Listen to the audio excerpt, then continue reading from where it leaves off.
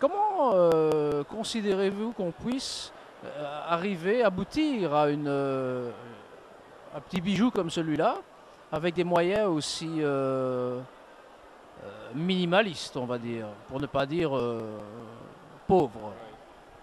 Mais je pense déjà il y a une grosse envie et il y a une grosse envie de la part du réalisateur qui lorsque je l'avais rencontré, j'avais tout de suite remarqué quelqu'un qui transpire le cinéma, un jeune gars qui en veut. Et on avait parlé de choses et d'autres. Moi, je suis très passionné de cinéma et tout de suite, il avait un œil assez vif sur n'importe quel sujet dans le domaine. Et il m'avait présenté un scénario pour un court métrage qu'on a réalisé en un jour. Et on l'a fait en un jour avec son chef op, avec la même caméra. Et déjà à la lecture du scénario qui était complètement déjanté, je me suis dit, tiens, il y a quelque chose dans l'écriture. Alors on va voir l'aboutissement du projet. Et déjà on voyait il y avait quelque chose. Et alors quand il a dit, bah, tiens, je vais faire un film, mais bon, j'ai pratiquement pas de budget, rien. Et là, ce soir, je le vois vraiment sur le grand écran. Je l'avais vu certaines parties sur l'ordinateur, des choses qu'il a coupées, enfin voilà. Et je suis très, très, très agréablement surpris. Pas parce que je suis dedans, pas parce que c'est aussi un pote, mais il a vraiment quelqu'un qui a vraiment le sens du cinéma. Il y a des jeunes là-dedans qui sont très prometteurs. Il y a quelqu'un comme Renaud Rutten qu'on a parfois l'habitude de voir dans les choses comiques. Là, on le voit dans l'émotion, c'est magnifique. Et j'ai ri, enfin, il y a des gens qui ont pleuré, c'est génial. Franchement, pour les moyens du bord, c'est magnifique. Et je dis sincèrement pas parce que voilà, j'ai participé au film et que c'est une bande de potes, mais c'est prometteur et c'est très bien. Ouais, il y a vraiment moyen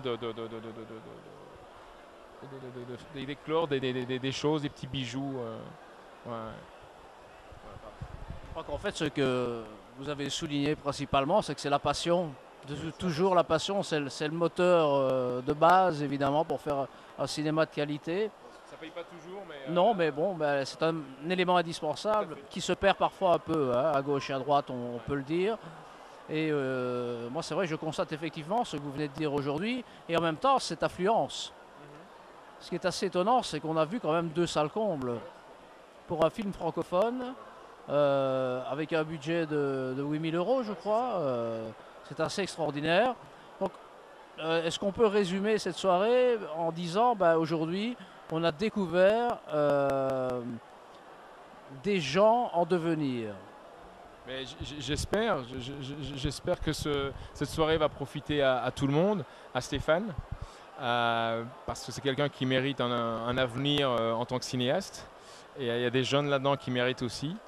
Les autres, tout le monde. Donc voilà, maintenant, je ne sais pas où tout cela va aboutir, mais en tout cas, c'est prometteur. Et c'est rare de voir deux salles combles et deux standing ovations pour un film que je répète encore une fois avec des moyens très très très limités. Enfin limité, c'est un mot même assez faible pour un film.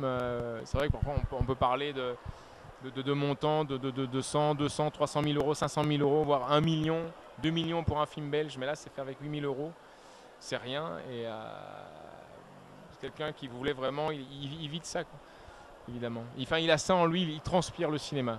Il est fou.